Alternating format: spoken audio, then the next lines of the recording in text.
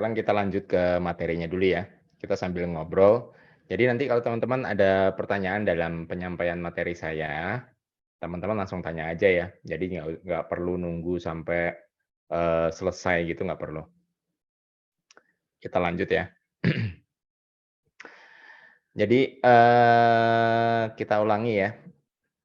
Kita ulangi dulu untuk risk disclaimer dulu ya. Untuk risk disclaimer dulu. Eee, bahwa di event seperti ini merupakan, bukan sebagai ajakan ataupun, saran dalam berinvestasi ataupun bertransaksi di dunia CFD ya. Kemudian, segala bentuk opini itu sifatnya hanya sebagai opini saja, bukan sebagai ajakan transaksi, itu aja sih. Oke, kita lanjut dulu untuk fakta trading forex ya. Yang pertama, bahwa memang trading forex itu bukan untuk semua orang, oke. Mulai dari tingkat kebutuhan modal yang harus dipenuhi, sampai dengan tingkat resiko ya, tingkat resikonya. Jadi, tingkat resiko dalam trading forex itu sebenarnya bisa dikatakan kecil ya kecil-kecil aja gitu loh. Karena di trading forex, resiko itu bisa dibatasi tingkat resikonya 1 sampai dengan 2% aja nih, misalnya dengan tipe yang konvensional gitu ya. Jadi teman-teman, mmm, jangan terlalu memandang bahwa trading forex itu sangat beresiko atau gimana, karena pada intinya memang resiko itu bisa dibatasi. Terus yang berikutnya, fakta forex ya, yang berikutnya yaitu, yang jadi pertanyaan kan kenapa kok bisa tingkat resikonya hanya 1 atau 2% aja nih bertransaksi ya? Karena tingkat likuiditas dari forex seperti ini ya, perdagangan CFD seperti ini, tingkat likuiditasnya itu sangat tinggi. Jadi memungkinkan kita untuk, bisa entry ataupun melakukan penutupan posisi, baik dengan, mmm, cut loss ataupun dengan taking profit itu di harga berapapun, kemungkinan besar ada yang mengambil posisi Anda. Mungkin sedikit berbeda dengan saham ya. Kalau saham kan, tergantung dari antrian dan sebagainya, seperti itu. Kemudian kalau, berikutnya, fakta forex berikutnya, jadi kalau teman-teman dengar masalah analisa, entah itu technical, fundamental gitu ya, itu semuanya sifatnya probabilitas. Bisa dikatakan tidak ada yang pasti, tapi juga, teman-teman yang menganalisa itu juga berdasarkan dari, mmm, berdasarkan dari yang mereka alami ataupun yang mereka amati gitu ya. Jadi bukan sembarangan analisa gitu. Terus, fakta forex yang berikutnya itu adalah tentang, semakin banyak alat analisa teknikal yang kita gunakan, itu pada umumnya akan cenderung membuat kita menjadi lebih ragu dalam, pengambilan keputusan.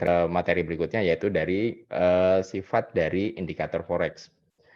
Mmm Memang dengan adanya indikator forex, itu kan memang sangat membantu kita dalam menganalisa teknikal gitu ya, setuju ya?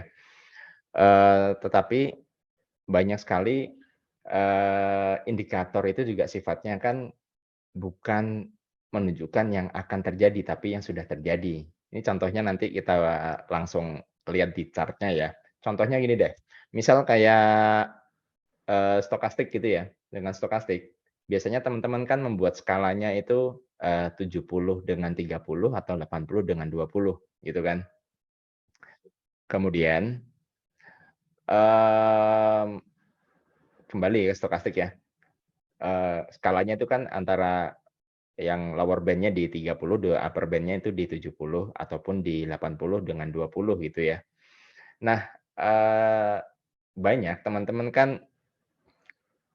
mengiranya gini, kalau areanya masuk di area 70 atau 80 itu mengindikasikan, sebagai overbought ataupun jenuh beli yang, mengindikasikan akan terjadinya sebuah penurunan sesaat ataupun koreksi ketika market sedang uptrend. Tapi pertanyaannya kan sederhana, apakah pasti terjadi sebuah koreksi? Itu sebenarnya jawabannya enggak loh. Karena seringkali ya, ketika kita melihat sebuah chart dan momentum dari stokastik itu, memasuki area 70 ataupun 80 dan mereka mampu bertahan di atas skala 70 atau 80 itu, yang terjadi apa? Harga malah cenderung rally terus, itu faktanya seperti itu. Oke. Jadi kalau kita berbicara tentang sifat dari indikator, itu sebenarnya nggak selalu identik dengan ketika masuk area 20 area 30 dari stokastik itu merupakan indikasi buy, sebenarnya nggak gitu sih, gitu ya. Kemudian, tips dalam memilih, alat analisa atau indikator. Sebenarnya itu ada 4 hal yang perlu diperhatikan ya. Itu yang pertama, ketika entry, itu dalam keadaan seperti apa nih? Itu syarat pertama harus bisa dijawab. Saya bisa masuk market atas dasar apa? Terus yang kedua, memiliki aturan yang jelas, stop loss-nya di mana, take profit-nya di mana, ya, itu yang kedua. Terus yang ketiga, itu yang ketiga ini sebenarnya pertanyaan yang jarang banget yang ditanyakan sih, yang dilemparkan ke kita gitu ya. Yang ketiga adalah, kita itu nggak bisa entry kalau dalam kondisi seperti apa. Jadi seringkali kan kita lihat chart nih, kita lihat chart, kemudian, eee, seolah-olah kayak harus masuk gitu loh. Padahal kan, faktanya memang kalau dalam, analisa forex gitu ya, charting gitu, setiap Anda lihat chart, itu bukan artian kita harus entry. Sebenarnya nggak ada yang kata harus itu nggak ada, itu. Terus yang keempat itu adalah, eee, kita harus tahu alat analisa kita itu kelemahannya di mana, itu. Jadi keempat hal itu ya. Kalau misalnya teman-teman ada pertanyaan silahkan. Terus, berikutnya kita bakalan ngebahas tentang, psikologi dari indikator forex itu ya. Jadi kalau kita berbicara tentang psikologi dari indikator forex, sebenarnya, dari sepengalaman saya nih, keluar masuk dari sebuah forum atau komunitas, entah grup Telegram atau grup Facebook, grup Discord, sebenarnya nggak sedikit ya para pemula yang baru terjun ke dunia pasar modal ataupun pasar uang, itu berburu untuk indikator forex yang memiliki tingkat akurasi yang tinggi gitu loh. Faktanya seperti itu. Jadi seringkali mereka katakanlah, coba untuk menggunakan moving average misalnya gitu ya.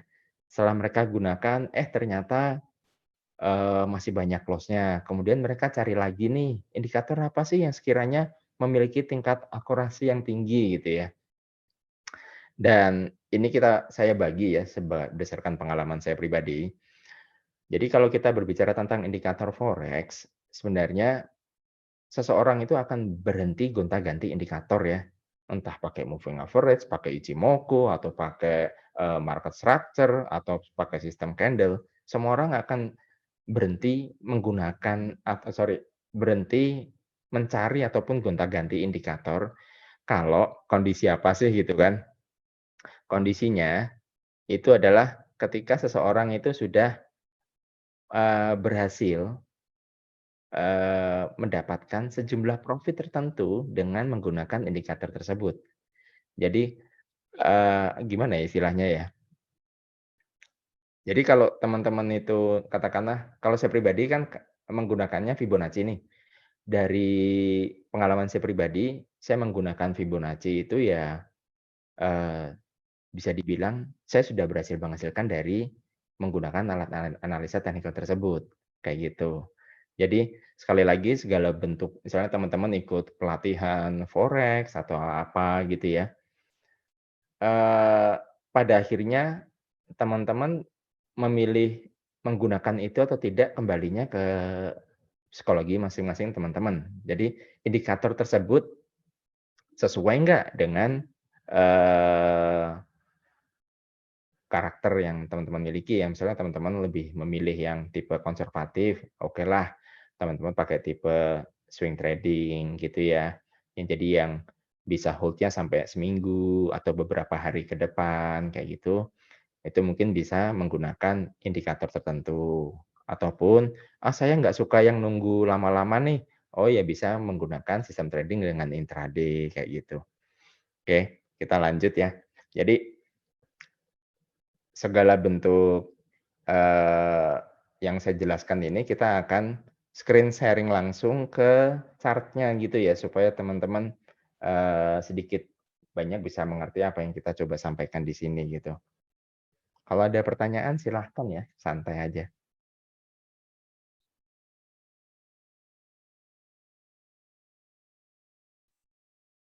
Oke, kita lanjut ya. Jadi di sini kita mencoba menjelaskan yang tadi kan kita ngomongin masalah indikator dari stokastik. Stokastik ya. Stokastik itu kan tadi saya katakan kalau harga stokastik itu kalau memasuki area 70 ataupun area 80 di sini ya, itu indikasinya kan akan terjadi sebuah jenuh beli ataupun terjadinya sebuah penurunan. Faktanya gimana? Ini, kita coba highlight deh, nonton protein yang di sini ya. Jadi ketika harga memasuki area 70 sama 80 dari stokastik ini, yang terjadi apa? Harganya malah cenderung untuk mengalami kenaikan terus-menerus gitu loh. Oke, sampai dengan sini ya.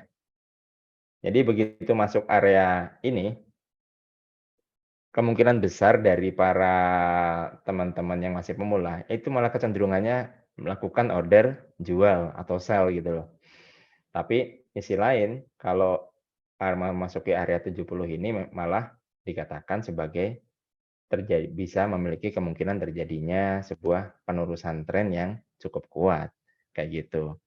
Jadi, dengan yang bisa kita ambil tuh apa sih, gini loh, Kak, semakin kita memahami satu indikator dan kita gunakan terus-menerus, itu secara tidak langsung membuat kita menjadi lebih mengerti karakteristik dari indikator tersebut dan pair yang kita gunakan, kayak gitu. Jadi, kalau dalam masalah trading forex ya, trading forex itu kita menyarankan teman-teman hanya fokus ke salah satu pair dulu aja deh, misal Euro USD atau Pound USD gitu ya, ataupun, dengan komoditi emas ataupun komoditi oil kayak gitu, oke. Jadi singkat kata kalau kita berbicara tentang indikator, itu tidak ada suatu hal yang pasti. Jadi harus kita banyak-banyak belajar dalam menggunakan indikatornya dengan tidak gonta-ganti. Kemudian kita kembali ke pertanyaan dari webinar kali ini ya. Sebenarnya indikator apa apa aja sih yang kita gunakan dalam, transaksi forex gitu ya. Dalam hal ini saya mencoba men-sharing-kan indikator apa yang saya gunakan. Kebetulan kalau saya pribadi yang saya jelaskan tadi ya di awal bahwa, mmm, indikator yang saya gunakan adalah Fibonacci dan momentum. Momentum di sini yang saya gunakan sederhana aja sih, yaitu dengan stokastik. Udah itu aja. Itu sepengalaman saya. Dulu juga pernah gonta-ganti indikator yang arti kata kan perjalanan seseorang itu nggak langsung, "Oh saya pakai ini," nggak gitu juga sih. Semuanya itu perlu dengan trial dan error, apalagi kalau sifatnya tidak mengikuti sebuah pelatihan, tapi lebih memilih untuk, mmm, belajar sendiri gitu ya, makanya banyak terombang-ambing, kayak gitu. Oke, kita kembali ya kalau kita berbicara tentang indikator apa yang digunakan untuk trading forex, kalau saya pribadi menggunakannya itu Fibonacci. Dengan Fibonacci, kita bisa menjawab keempat hal yang, dari alat analisa yang kita gunakan. Mulai dari entry itu dalam keadaan apa, aturan stop loss dan take profit yang jelas, terus nggak bisa entry itu kalau kondisi apa, dan yang keempat itu tahu kelemahan dari alat analisa yang digunakan. Saya jawab di awal, yang nomor 4 dulu ya. Kalau alat analisa apa yang digunakan sorry, kelemahan dari Fibonacci ini adalah kita itu nggak bisa entry ataupun kelemahan dari Fibonacci itu adalah ketika marketnya sideway. Jadi Fibonacci itu hanya cocok untuk market yang trending. Dan Fibonacci sendiri itu juga bisa tidak hanya di forex ya, di saham teman-teman juga bisa menerapkan seperti itu. Jadi segala bentuk materi yang teman-teman terima di sini kalau nantinya ingin diterapkan di saham ya monggo aja gitu ya. Nah, kalau dengan Fibonacci misalnya kita lihat ke bentar ya, kita contohin Fibonacci.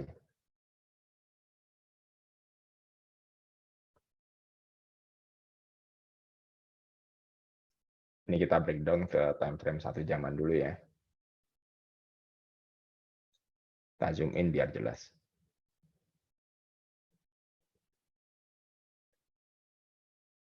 Oke. Jadi penarikan Fibonacci sendiri itu kan dari swing low ke swing high ataupun dari swing high ke swing low dan penarikannya dari kiri ke kanan. Tidak ada yang dari kanan ke kiri. Default dari penarikan Fibonacci itu selalu dari kiri ke kanan. Tidak ada yang, maksud saya gini, nggak ada yang dari kanan ke kiri, itu nggak ada. Yang benar itu selalu dari kiri ke kanan gitu ya. Nah gini, kita belajar tentang Fibonacci dikit ya. Jadi, golden area dari Fibonacci itu lokasinya berada di golden ratio-nya ya. Itu letaknya di antara 38,2% sampai dengan 61,8%. Gitu ya. Jadi 38,2, 50% sampai dengan 61,8%. Pertanyaan yang kedua, saya kalau mau order buy atau order long, entah di forex ataupun di saham, gitu ya. Kalau saya buy-nya di level skala 50, stop loss saya di mana gitu kan. Dengan Fibonacci gitu bisa bisa kejawab. Kalau buy-nya itu di level 50%, maka stop loss-nya bisa di level 61,8%. Gitu. Ini kita perjelas ya pakai garis ya.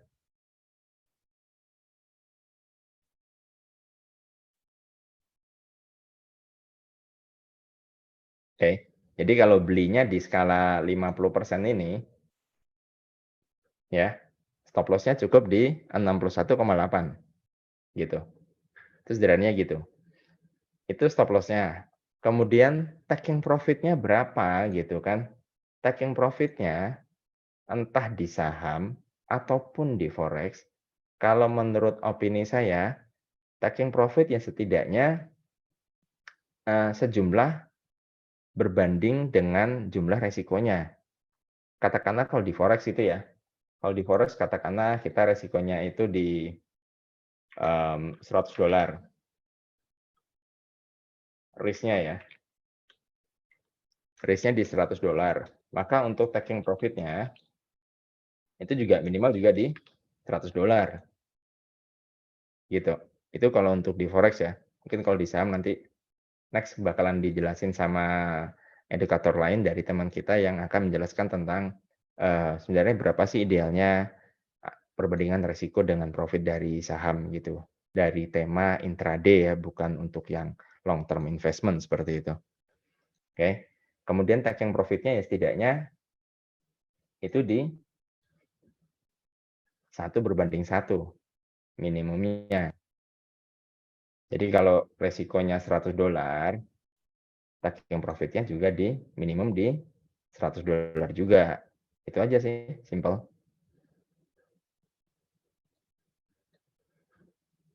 Ya teman-teman kalau ada pertanyaan silahkan loh ya. Kemudian kalau boleh tahu nih teman-teman dari kota mana gitu, bisa bisa saling sharing. Oke, gitu ya. Jadi itu juga berbanding dengan momentumnya gitu ya. Kalau momentumnya mendukung untuk naik, kalau teman-teman kita highlight di sini ya. Di sini kondisinya memang sudah terjadi sebuah cross up, tapi ketika kita mengambil posisi long atau buy, itu masih terjadi sebuah cross down. Oleh karena itu, sifat dari momentum kalau dari saya pribadi, itu hanya menentukan apakah akan terjadi sebuah penerusan tren atau tidak, bukan sebagai konfirmasi, eee, buy sekarang ataupun sell sekarang, seperti itu. Kalau saya pribadi lebih cenderung untuk penggunaan level stop loss-nya berdasarkan Fibonacci, bukan berdasarkan momentum, itu. Kemudian, eee, yang ketiga, itu kan kita harus tahu kalau Fibonacci itu nggak bisa entry dalam kondisi seperti apa gitu ya. Ini kita berdasarkan dari market yang sekarang deh, nggak usah market yang kemarin ya. Nah, kalau kondisi seperti ini, kondisi Fibonacci yang dari harga yang sedang running seperti ini, kalau dari pendekatan saya, itu sudah kita udah nggak bisa entry. Karena entry-nya tuh pas kapan? Ini kita jawab bareng-bareng. Ini kita zoom in. Entry untuk kondisi market yang seperti ini dari pendekatan teknikal saya ya, itu baru, bisa dilakukan kalau terjadi sebuah close price di antara 23,6% dari rasio dan sampai dengan, 38,2% dari rasio, seperti itu. Jadi level entry-nya berada di kisaran ini, seperti itu. Tapi kalau harganya sudah running seperti ini, arti kata, market itu sudah running untuk penerusan tren yang kuat. Kita bisa entry lagi kapan? Dengan Fibonacci kita juga bisa jawab. Kita bisa entry lagi itu kalau terjadi sebuah retracement atau koreksi. Tapi kalau harganya rally terus ya kita nggak bisa ngapa-ngapain, itu aja sih. Jadi kalau berdasarkan swing low ke swing high terakhir, swing low terakhir itu kan lokasinya di sini. Katakanlah, ini kita coba proyeksikan ya, tapi bukan arti bakalan terjadi yang enggak gitu loh. Ini kan naik, kalau terjadi sebuah penurunan, katakanlah ke level 50% ataupun ke level 61,8%, barulah di situ kita bisa mengambil buy, kayak gitu. Tapi kalau harganya naik terus ya kita nggak bisa ngambil posisi long atau posisi buy gitu sih. Gitu ya teman-teman ya. Mungkin ada pertanyaan? Singkat aja sih. Kita kalau saya pribadi saya ngasih webinar itu nggak yang berat-berat sampai berjam-jam gitu. Kalau ada pertanyaan silahkan ya. Kita tunggu 5 menit deh. Atau mungkin teman-teman ingin bertanya sesuatu yang non teknikal ataupun, pengen sharing-sharing tentang pengalaman apa yang sudah dilewatin ya silahkan aja.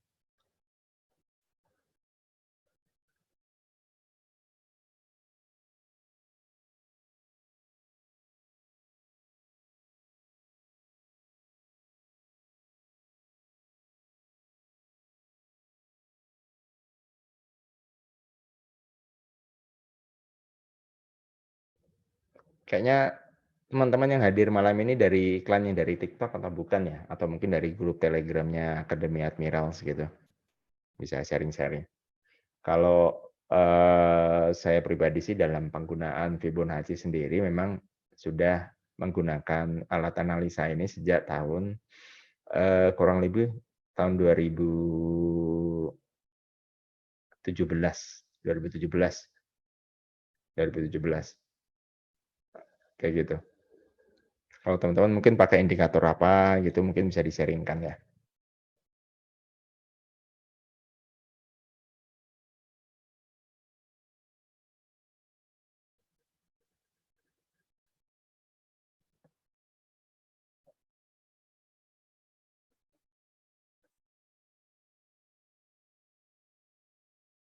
Oke, sebelumnya terima kasih ya teman-teman yang sudah menyempatkan hadir loh di malam ini.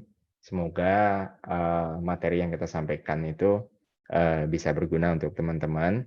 Dan kalau misalnya teman-teman ingin tahu lebih lanjut, bisa masuk ke grup Telegram dari Akademi Admirals ya. Di situ teman-teman bisa berinteraksi dengan saya langsung, ataupun dengan teman-teman lain, itu juga banyak yang, saling berkomunikasi seperti kayak sharing pendapat analisa, ataupun, ada yang request analisa forex ataupun saham, di sana teman-teman bisa sama-sama belajar. Misal kalau teman-teman masih sangat pemula sekalipun, eee, ingin tahu, ini saya kalau mau trading forex gitu ya, harus dari mana dulu nih yang perlu saya pelajari. Itu kita di sana juga bisa ngebantu teman-teman, guideline-nya itu seperti apa sih yang perlu dipelajari, simpel kok.